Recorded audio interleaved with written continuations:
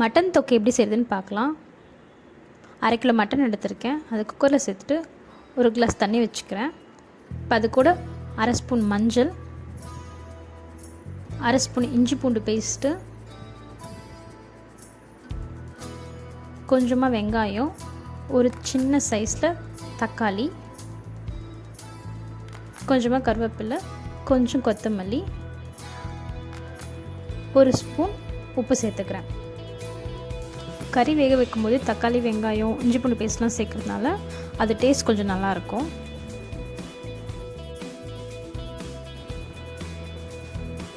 இந்த உப்பெல்லாம் கரையிற மாதிரி கொஞ்சம் நல்லா கலரி விட்டுட்டு இப்போ நம்ம குக்கர் மூடி போட்டுக்கலாம். ஒரு 2லேருந்து 3 விசில் வந்தால் போதும், கறி வெந்துடும். ஒரு கடாய் வச்சுட்டு அதில் கொஞ்சம் மிளகு, கொஞ்சம் சீரகம், கொஞ்சம் கருவேப்பிலை போட்டு லைட்டாக ரோஸ்ட் பண்ணிக்கலாம்.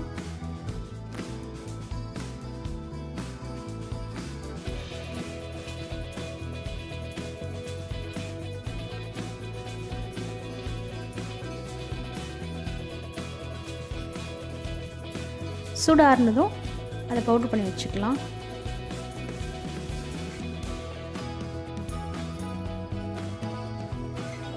குக்கர் விசில் வர ஆரம்பிச்சிருச்சு. ஒரு 3 விசில் விட்டு குக்கர் ஆஃப் பண்ணிக்கலாம். பார்த்திங்கன்னா கறி வெந்துருச்சு. அது தண்ணி எடுத்து வச்சுட்டு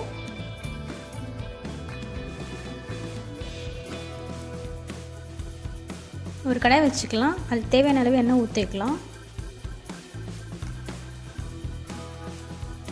எண்ணெய் சூடானதும் கருவேப்பிலை போட்டுக்கலாம்.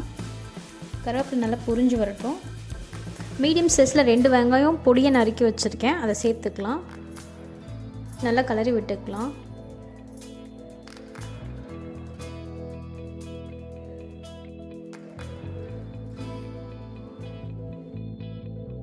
வெங்காயம் நல்லா வதங்கட்டும். கொஞ்சம் கோல்டன் கலரில் மாறினதும்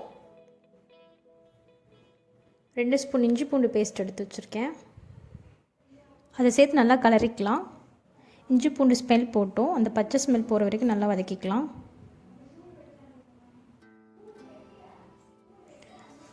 சின்ன சைஸில் 3 தக்காளி எடுத்து அரைச்சி வச்சுருக்கேன், அந்த பேஸ்ட் இதை சேர்த்துக்கலாம். பேஸ்ட்டாக போட்டால் சீக்கிரமாக வதங்கிடும், டேஸ்ட்டும் நல்லா தான் இருக்கும்.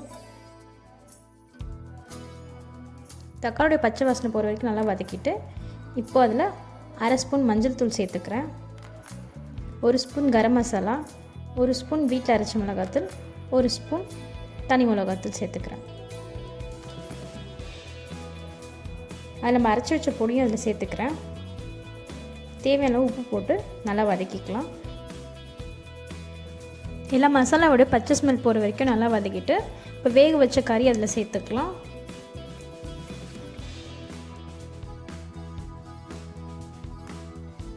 மசாலாவும் கறியும் சேர்கிற மாதிரி நல்லா கலந்து விட்டுக்கலாம். ஒரு நிமிஷம் விட்டிங்கன்னா அது அப்படியே கொதிக்க ஆரம்பிச்சிடும். இப்போ ஒரு மூடி போட்டு மூடி வச்சுக்கலாம். ஒரு 2லேருந்து 3 நிமிஷம் கழித்து ஓப்பன் பண்ணி பார்க்கலாம். கிரேவி இந்த மாதிரி வந்திருக்கும்.